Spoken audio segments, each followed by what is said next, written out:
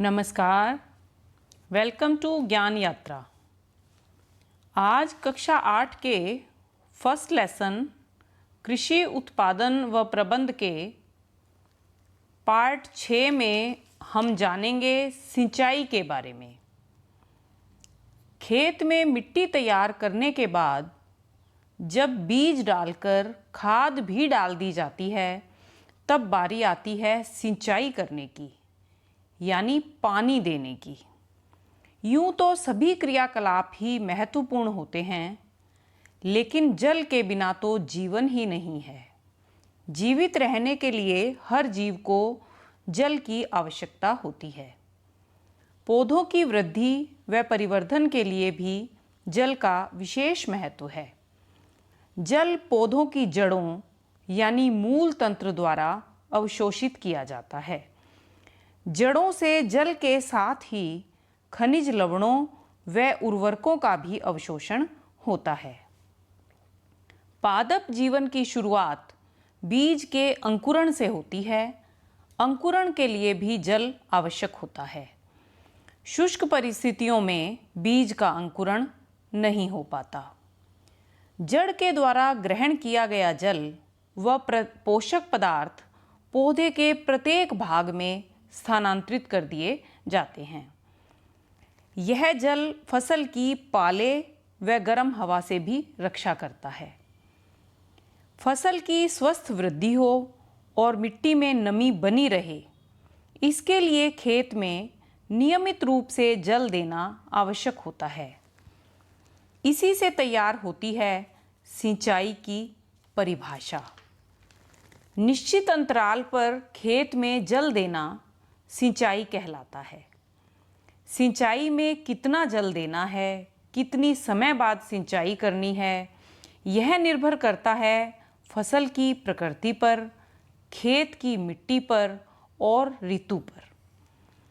गर्मी के मौसम में बोई जाने वाली फसलों में सिंचाई करने की बारंबारता अपेक्षाकृत अधिक होती है।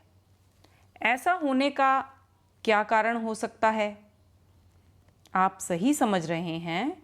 गर्मी के मौसम में मिट्टी से और पत्तियों से बहुत सा जल वाष्पित हो जाता है।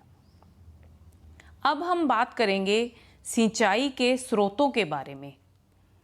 आपके दिमाग में अवश्य कुछ तस्वीरें उभर रही होंगी कि हमें सिंचाई के लिए पानी कहाँ-कहाँ से मिलेगा।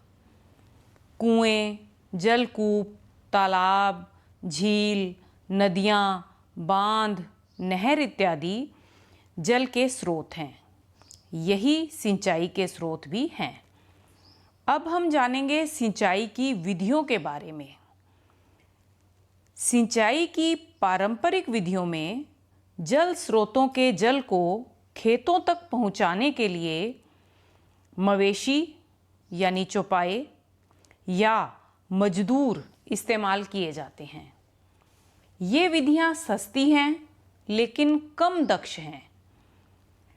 ढेकली, रहट और मोट ये सिंचाई करने की परंपरागत विधियां हैं।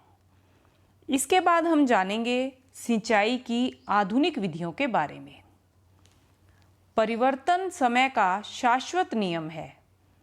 पारंपरिक विधियों में जहां समय व श्रम अधिक लगता था, तो कुछ दक्ष विधियों की खोज की गई, जिनमें समय और श्रम कम लगे, साथ ही जल की बचत भी हो। सिंचाई की मुख्य दो आधुनिक विधियां हैं, छिड़काव तंत्र व ड्रिप तंत्र। पहले बात करते हैं छिड़काव तंत्र की। इस तंत्र का उपयोग साधारणतः असमतल भूमि के लिए किया जाता है, जहां पानी भी कम मात्रा में उपलब्ध हो।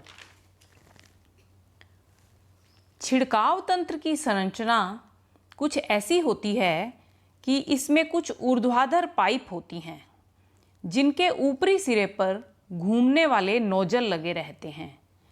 ये ऊर्ध्वाधर पाइप निश्चित दूरी पर मुख्य क्षैतिज पाइप से जुड़ी रहती हैं।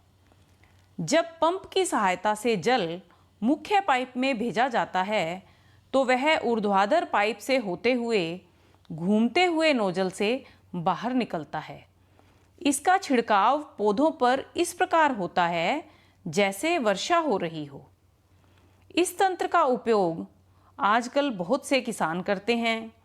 लॉन में और कॉफ़ी की फसल के लिए भी यह बहुत उपयोगी है। अब हम जानेंगे ड्रिप तंत्र के बारे में।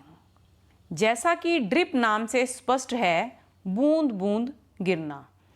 इस विधि में जल बूंद बूंद करके सीधे पौधों की जड़ों में गिरता है।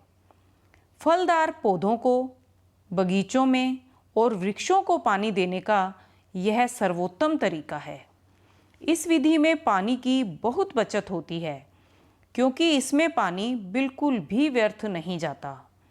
अतः जल की कमी वाले क्षेत्रों में यह विधि वरदान साबित हुई है। आज के लिए इतना ही। धन्यवाद।